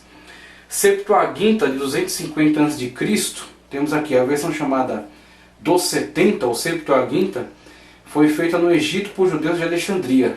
Aristeias, um escritor que quis passar por gentil e válido na corte de Ptolomeu Filadelfo, conta que aquela versão foi feita por 72 judeus, 6 de cada tribo, mandados a Alexandria no ano de 285 a.C. por Eleazar, a pedido de Demétrio Falário, bibliotecário do rei, e completada em 72 dias. Essa narrativa recebeu vários acréscimos, em que se afirmava a intervenção miraculosa no trabalho e infalibilidade dos tradutores. O Dr. Rode provou de modo concludente que essa narrativa não pode ser autêntica, posto que nada se descobriu que materialmente possa abalar o valor ou a data da versão, sendo essa provavelmente feita em datas diferentes após o referido ano de 285. Quanto ao tempo em que se completou, não existe prova alguma. Considerando de um modo crítico a obra, podemos observar que contém muitas palavras greco-egípcias e que o Pentateuco está traduzido com maior exatidão do que outros livros. A tradução de Jó, dos Salmos, dos Profetas é inferior, especialmente Isaías e Daniel. Os livros históricos são muitas vezes incorretamente traduzidos. Na igreja cristã primitiva, essa versão era dita em alta conta, embora certos escritores frequentemente se valessem do texto hebraico para confirmá-la, com o fim de corrigi-la. Compôs Orígenes a Exapla, ou versão de 6 colunas, que eu tive o privilégio, da versão da Septuaginta, as traduções gregas do Antigo Testamento, feitas por Áquila, do Ponto, cerca de 130, e por Teodoro de Éfeso, feito em 160, e por cima, com Samaritano, cerca de 218. As 2 colunas restantes tinham o texto hebraico, e o mesmo texto e caracteres gregos. Esta obra, que no seu todo era constituída de 50 volumes, perdeu-se provavelmente no saque de Cesareia, feito pelos sarracenos no ano de 653. Felizmente o texto da Septuaginta, que formava uma das colunas, tinha sido copiado por Eusébio, juntamente com as correções ou adições de outros tradutores, os quais Orígenes tinha inserido. Então vemos aí, né, somente as informações acerca daquilo que Orígenes já fez e que Jerônimo também fez na questão da Vulgata, que é você pegar textos hebraicos e fazer a comparação com a Septuaginta, exatamente para a correção de alguns equívocos cometidos nessa tradução. Ok? Então tem alguns problemas aí em relação à tradução para o grego, o que não é surpreendente, né? Então você tem a inspiração do Espírito Santo de Deus conduzindo todo o processo, você tem os autógrafos, mas dos autógrafos em diante você tem duas situações. Uma é cópia, outra é tradução. Cópia, você pega aquilo que está e você trabalha como se fosse uma impressora. Pega aquele texto mais antigo, passa para um novo material, mas respeitando-se as mesmas características. Na tradução você tem um grande problema. Você tem um texto de uma cultura que está sendo transmitida para um texto de outra cultura, de outra língua, que tem outros adjetivos, outros verbos, outra construção sintática, gramatical. Então você vai ter que ter muita habilidade para fazer essa transferência. E mesmo assim, existem algumas expressões que são características daquela língua e que não encontrarão um sinônimo em outra. Então vai haver sempre um distanciamento. Então nas cópias você encontra problemas, não nos autógrafos, tá ok? Mas isso não atrapalha a questão da sagracidade. Versões latinas, você tem Vulgata 382 a 405 depois de Cristo. Vamos lá. Entre as mais antigas versões, baseada na dos 70, né, baseada na Septuaginta, havia a latina, feita na África, e muitas vezes transcrita no todo ou em parte em várias províncias do Império. Pelas diferenças que se encontraram nas cópias, tem alguns pensado que houve diversas versões, mas a opinião mais provável é de que se trata de revisões da mesma tradição original. A mais importante das revisões fez-se na Itália, em parte com a ideia de corrigir os provincianismos ou outros defeitos da versão africana. Agostinho refere-se a essa versão chamando-a de Ítala. Okay? Então o problema é, a tradução sendo feita em lugares diversos absorve a linguagem local, absorve características da linguagem local. É onde é necessário se construir a versão chamada Ítala para tentar corrigir esses regionalismos, né? É onde Agostinho entra em contato com essa versão Ítala. Jerônimo acha, em geral, muito boa. O seu tipo predominante de texto, como se pode inferir em muitos fragmentos que ainda nos restam, concorda com a Septuaginta, né? Com o manuscrito alexandrino. Concorda com o manuscrito alexandrino. E por algumas citações de Tertuliano, a versão deve pertencer pelo menos à última parte do segundo século. As diversidades e imperfeições das cópias latinas levaram Jerônimo, em 382 d.C., a fazer a revisão do texto, como Orígenes tinha anteriormente feito a revisão da Septuaginta. Empregou para este fim a Exapla, que serviu para que ele cuidadosamente corrigisse todo o Antigo Testamento, de que nos restam apenas algumas porções, mas quando a revisão de Jerônimo estava se completando, aconteceu que a versão da Septuaginta, por tanto tempo recebida favoravelmente pelos judeus, principiou a cair em descrédito, devido ao fato provavelmente de apelarem para ela os cristãos. Por esse motivo tomou Jerônimo sobre si a empresa de uma tradução em latim feita diretamente do hebraico. Consagrou, pois, a esta obra o melhor de seu tempo durante 20 anos, completando-se em 405 d.C., em reverência à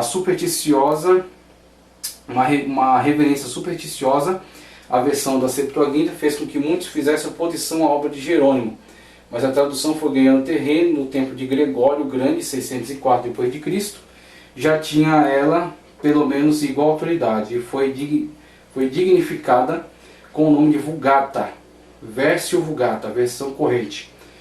Então, ok, aqui já é suficiente. Temos aí Jerônimo, que aproveita principalmente a Septuaginta, mas quando ela começa a cair em descrédito por ser largamente utilizada pelos cristãos, ele recorre sim ao texto hebraico, tá certo? Para que possa então apresentar uma tradução sobre a qual não pese certa desconfiança, tá certo? Então, mesmo para desfazer qualquer desconfiança em relação à perícia da sua tradução. Então, ele emprega 20 anos para entender o hebraico e realizar toda a tradução a partir também do hebraico, construindo então a Vulgata Latina, ok? E modificando as versões Ítala que havia anterior. Peshitta, para concluir aqui a nossa grande aula. Deixa eu só ver como é que está a câmera aqui. Ok, então a versão chamada Peshitta. A versão Peshitta, correta ou simples das Sagradas Escrituras, foi feita diretamente do hebraico e concorda rigorosamente com o texto massorético.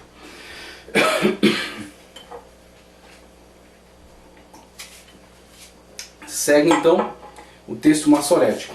Não se sabe em que tempo e onde foi preparada essa tradução, mas é bem provável que os cristãos da Síria tivessem obtido as escrituras cedo, na sua própria língua. Pelo exame da tradução, crê-se que foram judeus cristãos os tradutores, e que eles verteram o Antigo Testamento do original hebraico. Esta versão contém todos os livros canônicos do Antigo Testamento e todos os do Novo Testamento, com exceção de 2ª de Pedro, 2ª e 3ª de João, tá certo? A Epístola de Judas e o Apocalipse. O texto difere de todas as principais classes de manuscritos, tendo reivindicado sucessivamente cada uma destas. Foi primeiramente impresso nas poliglotas de Paris e de Londres e é em grande valor crítico. O seu importante lugar na crítica do Novo Testamento está mostrado no capítulo seguinte, quando se descrevem todas as outras traduções siríacas do Novo Testamento. Ele prossegue trazendo mais esclarecimentos sobre outras traduções que também foram importantes ao longo da história. Mas acredito que aqui já é suficiente. A gente vê todo o processo de construção histórica, a gente vê todo o processo, tá certo? No qual esses documentos estão sendo produzidos, né, e traduzidos em diferentes situações, tanto na Babilônia quanto na Palestina, onde foram feitos os autógrafos. Depois Esdras os reuniu e deu a tríplice divisão. No Egito também se produziram documentos que depois serão aproveitados aí na Septuaginta, ok? A tradução, a recensão samaritana, que aproveita desses documentos e constrói a sua própria, que será depois comparada tanto com a massorética, tá certo? Já no meio da era cristã, quanto a de Qumran. Eu quero trazer agora uma contribuição sobre essa de Qumran. Vou pedir licença aqui apenas para me sentar um pouco para fazer essas leituras que concluem a nossa aula. Então a de Qumran, conforme eu vou trazer aqui, ela serve então, ela é importante para comparação, tá certo? Comparar com essas outras tradições de traduções textuais já escritas. Eu trago aqui o livro Faces do Antigo Testamento. Faces do Antigo Testamento, leitura CPAD, autoria de David W. Baker e Bill T. Arnold. Ele fala acerca dos manuscritos do Mar Morto. Veja só o que ele diz. Sem dúvida, a descoberta e gradual publicação dos manuscritos bíblicos entre os manuscritos do Mar Morto tem causado de longe o maior impacto no estudo do texto do Antigo Testamento no século XX. Não é exagero dizer que toda a disciplina foi revolucionada por esses achados, uma vez que eles deram acesso aos estudiosos a grande quantidade de manuscritos ou fragmentos remanescentes deles, que são 1000 anos mais antigos do que qualquer outro que tivera disponível antes. Então os massoréticos, que eram os textos mais antigos que dispunhamos, de 1000 da era cristã pelo menos, aí foram encontrados os de Qumran em 1947, que eram de pelo menos 120 a.C., 1000 anos ou mais antes daqueles. Vamos lá. Infelizmente, embora uma quantidade de pergaminhos bíblicos tenha sido publicada logo após a sua descoberta, muitos outros não foram. A demora na publicação se tornou oportunidade com uma grande quantidade de controvérsias na década de 80 e no começo da de 90. Mas em meados da década de 90, praticamente todo o material bíblico já foi publicado de uma forma ou de outra. A maioria dele na série Discoveries in the Judean Desert. O efeito geral dessas descobertas é o reconhecimento de considerável diversidade textual nos 3 séculos que precederam a destruição do segundo templo, em 70 d.C. Especificamente, foi agora confirmado pelos verdadeiros manuscritos hebraicos que não só o texto massorético, mas também os textos do Pentateuco samaritano e do Vorlage, ou texto parente da Septuaginta, tiveram predecessores bem antes da mudança de era. Foi só no fim do século I d.C. Que o texto tipo proto-massorético, a estrutura consonante do que seria mais tarde elaborado pelos massoretas medievais, tá certo? O texto massorético, né? Emergiu no judaísmo como único testemunho para o texto da Bíblia hebraica. Por conseguinte, fica claro agora que no final da época do Segundo Templo, incluindo o tempo de Jesus e dos apóstolos, o texto do Antigo Testamento era consideravelmente mais diverso do que se suspeitava anteriormente.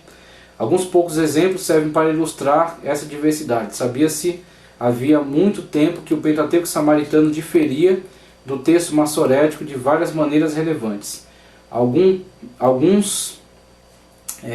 Várias maneiras relevantes. Algumas tendo que ver especificamente com a teologia samaritana e algumas tendo que ver com a harmonização das expressões.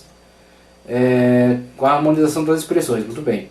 Um texto tipo que inclui estas expansões harmonizadas, mas ainda não tem as modificações teológicas, especificamente samaritanas, é representado pelo 8º pergaminho bíblico entre os manuscritos do Mar Morto. Parece clara a inferência que o Pentateuco samaritano representa um estágio posterior desse mesmo texto tipo, com a adição de modificações sectárias. Então aqui a questão é, o pergaminho do Mar Morto revela um texto proto-massorético, ok? Revela um texto proto-massorético que depois sofrerá algumas adaptações pelo Pentateuco samaritano. Então, adaptações de linguagem e questão teológica, né, daquela seita, uma vez que eles estavam totalmente separados, né, e até tinha um certo conflito entre os judeus e os samaritanos.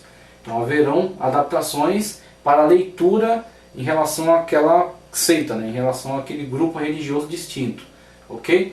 Mas aí você tem então um texto proto-massorético agora para fazer comparação com um texto massorético com acréscimo então dos sinais diacríticos. O distanciamento entre o texto proto-massorético observado, que aliás ele está dizendo aqui que haviam diversos textos, né, uma produção textual muito maior do que se imaginava, e o texto samaritano, o Pentateuco samaritano. Então há um distanciamento entre eles. Vamos lá. Uma situação semelhante ocorre em relação ao texto parente da Septuaginta. Encontramos no livro de Jeremias uma das diferenças mais surpreendentes entre a Septuaginta e o texto massorético. O texto da Septuaginta é aproximadamente 1/7 mais curto que o do texto massorético. Por isso é de excepcional interesse que 2 fragmentos de manuscritos hebraicos que refletem o texto mais curto da Septuaginta tenham aparecido entre os manuscritos do Mar Morto. Menos surpreendente, mas ainda relevante, são os outros manuscritos bíblicos de Qumran, que em muitos detalhes textuais parecem representar o mesmo texto tipo no qual se fundamenta a Septuaginta. Entretanto, também é verdade que a maioria dos manuscritos bíblicos descobertos no deserto da Judéia são do texto tipo proto-massorético. O grande pergaminho de Isaías, por exemplo, oferece um texto de Isaías que é claramente um precursor do texto massorético, embora nos permita às vezes corrigir o último em alguns trechos. Aí você vê, começando a se levantar a questão da Septuaginta ser na verdade uma tradução que toma como fonte esse texto proto-massorético descoberto em Qumran, essa tradição proto-massorética. Tá, ok? Interessante como a gente vê, né? Então a gente consegue a partir daí lançar mais luz sobre o trabalho que foi feito pelos massoretas, né, na tradução, na cópia e acréscimo dos sinais diacríticos, né, a preservação do texto que eles fizeram por meio desse trabalho. Eu quero trazer aqui umas leituras finais que falam agora sobre autoridade, para fechar aí nossa grande aula de encerramento do cânon do Antigo Testamento, né? O cânon veterotestamentário. Então eu quero trazer alguns conteúdos que falam acerca de autoridade do texto. Tá? Eu vou trazer aqui uma leitura em Josh McDowell, Novas Evidências que Demandam um Veredito. Novas Evidências que Demandam um Veredito, de Josh McDowell. Ok? Vamos lá. Significado da palavra cânon, tá certo? Só para fixarmos aqui. A palavra cânon tem origem na palavra cana, o junco, do hebraico ganer, através do grego canon. O junco era usado como uma vara de medir e acabou tendo sentido ampliado e passou também a significar padrão. Orígenes, pai da igreja do século III, empregou a palavra cânon para indicar o que chamamos de regra de fé, o padrão pelo qual devemos medir e avaliar. Mais tarde adquiriu o sentido de lista ou rol, conforme Bruce destaca. Aplicada às escrituras, a palavra cânon significa uma lista de livros reconhecidos oficialmente. Lista de livros reconhecidos oficialmente. É importante ter em mente que a igreja não criou o cânon. Veja essa frase como é importante. É importante ter em mente que a igreja não criou o cânon. Ela não decidiu que livros seriam chamados de escrituras. A palavra de Deus inspirada, ao contrário, a igreja reconheceu ou descobriu os livros que foram inspirados desde o princípio. Em outras palavras, um livro não é a palavra de Deus porque foi reconhecido pelo povo de Deus. Um livro não é a palavra de Deus porque foi reconhecido pelo povo de Deus. Antes, foi reconhecido pelo povo de Deus porque é a palavra de Deus. Isto é, Deus, não o povo de Deus, concede ao livro sua autoridade divina. O povo não somente reconhece a autoridade divina que Deus lhe concedeu, o povo tão somente reconhece a autoridade divina que Deus lhe concedeu. Agora tem uma tabela. Visão incorreta. A igreja determina o cânon. Visão correta. A igreja descobre o cânon. Visão incorreta. A igreja é a mãe do cânon. Visão correta. A igreja é filha do cânon. A visão incorreta. A igreja é magistrada do cânon. A correta. A igreja é ministra do cânon. A incorreta, a igreja é reguladora do cânon. A correta é a igreja reconhecedora do cânon. A incorreta diz a igreja é juíza do cânon. A correta, a igreja é testemunha do cânon. Afinal, a visão incorreta, a igreja é senhora do cânon. A visão incorreta diz a igreja é serva do cânon bíblico. Okay? O cânon então é reconhecido e ele é determinante para a igreja. Regra de fé e prática ou fé e conduta. Então, encerrando, quero trazer um conteúdo de F.F. Bruce, o cânon das escrituras. F.F. Bruce, o cânon das escrituras. Ele vai trazer aqui testemunhos acerca da autoridade do cânon do Antigo Testamento, a lei e os profetas. O apelo de Jesus às escrituras hebraicas. A igreja começou a sua existência com um livro, mas não é ao livro que se deve esta existência. Compartilhava esse livro com o povo judeu. Na verdade, os primeiros membros da igreja eram, sem exceção, judeus. Começou ali, né? A igreja devia sua existência peculiar a uma pessoa, o Senhor Jesus, Jesus de Nazaré, crucificado, morto e enterrado, mas designado Filho de Deus com poder pela ressurreição dos mortos, conforme Romanos 1 e 4. Esse Jesus cria-se havia sido exaltado por Deus à posição de Senhor do Universo. Ele enviara seu Espírito para estar presente com os seus seguidores, para uni-los e animá-los como um corpo sobre a terra. A função do livro é dar testemunho dele. Jesus, de acordo com todas as camadas da tradição do Evangelho, regularmente fazia uso das escrituras hebraicas para validar sua missão, suas palavras e suas ações. Segundo Marcos, começou seu ministério na Galiléia com a proclamação: o tempo está cumprido e o reino de Deus está próximo. Marcos 1,15. Estas eram as boas novas que proclamava, convidando seus ouvintes a crerem nelas.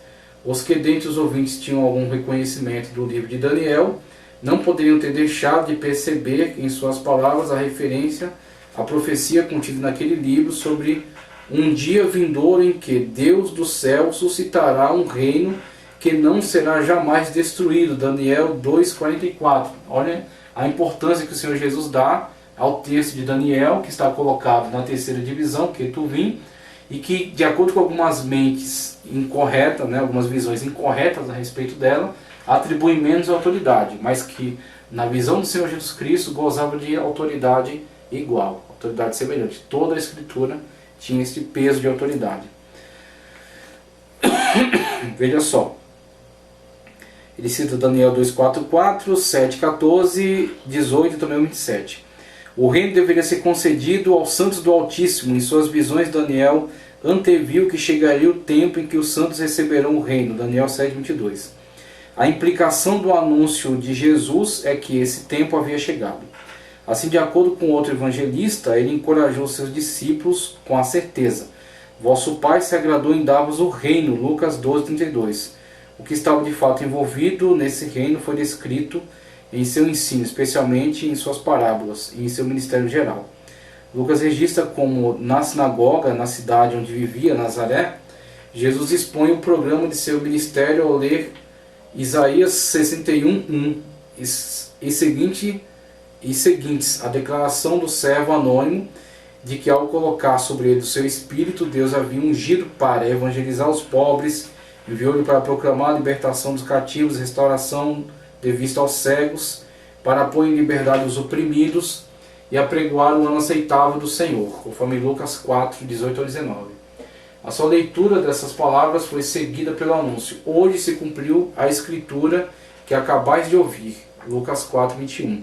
Esta ênfase nas escrituras caracterizou o ministério de Jesus até o tempo em que, mais uma vez segundo Lucas, apareceu ressurreto aos seus discípulos.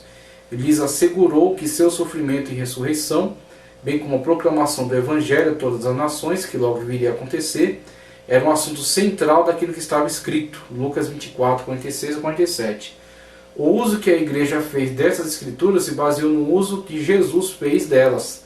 À medida que seus seguidores as investigavam mais a fundo, descobriram mais e mais o que a seu respeito constava em todas as escrituras. Lucas 24:27. O Antigo Testamento, como os cristãos viriam a chamar as escrituras, era um livro a respeito de Jesus. Aqui estava a Bíblia da igreja. Aqui estava também a Bíblia do povo judeu.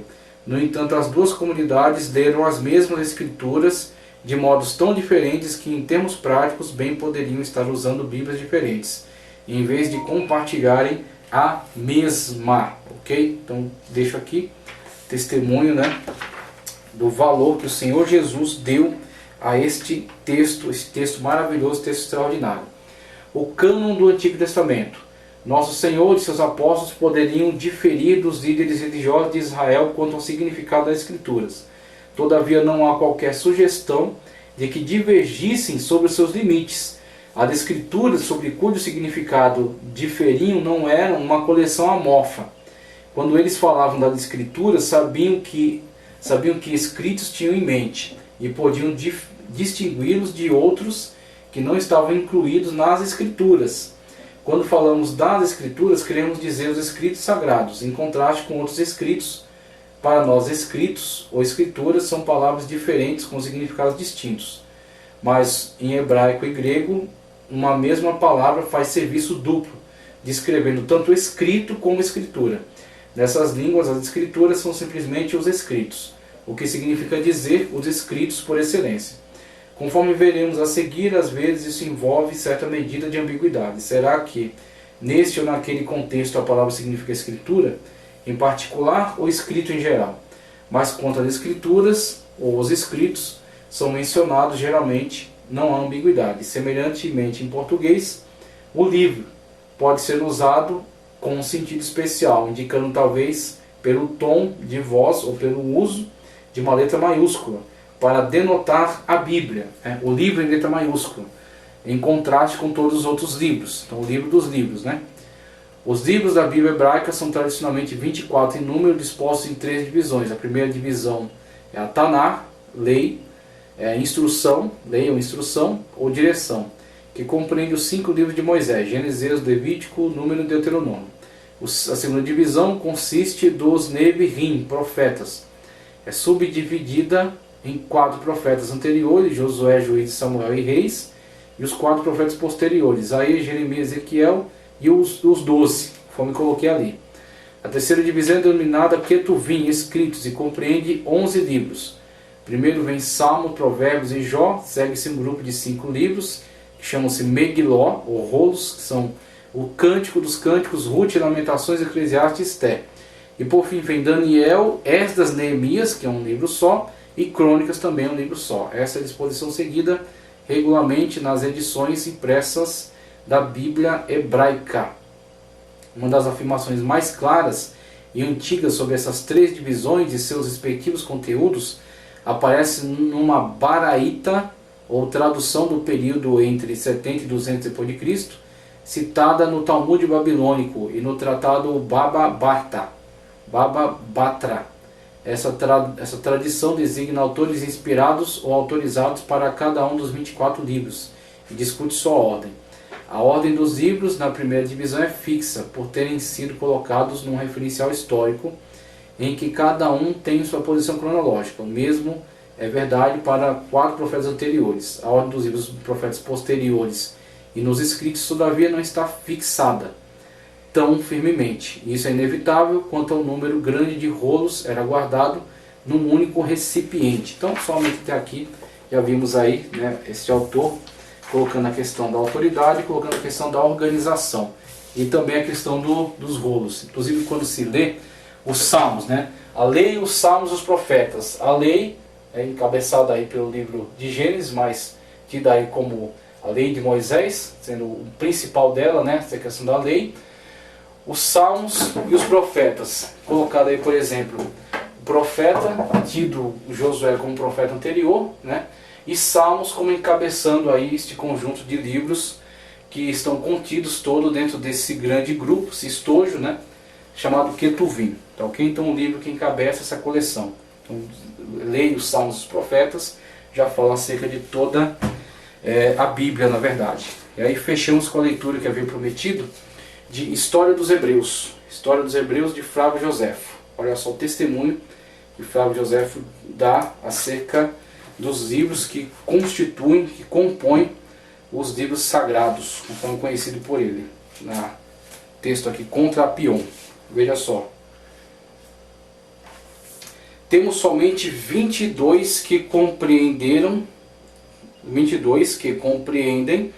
tudo o que se passou e que se referem a nós desde o começo do mundo até agora, e aos quais somos obrigados a prestar fé. 5 são de Moisés, que refere tudo o que aconteceu até sua morte, durante perto de 3.000 anos, e a sequência dos descendentes de Adão.